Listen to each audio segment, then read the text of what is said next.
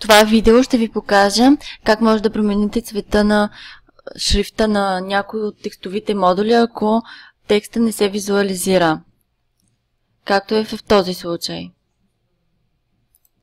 Трябва от админ панела на вашия сайт да изберете модула текстови модули. Избирате модула, в който не се визуализира текста от настройки. Маркирате текста и от бутона за промяна на цвета на шрифта избирате желания от вас цвят и запазвате промените.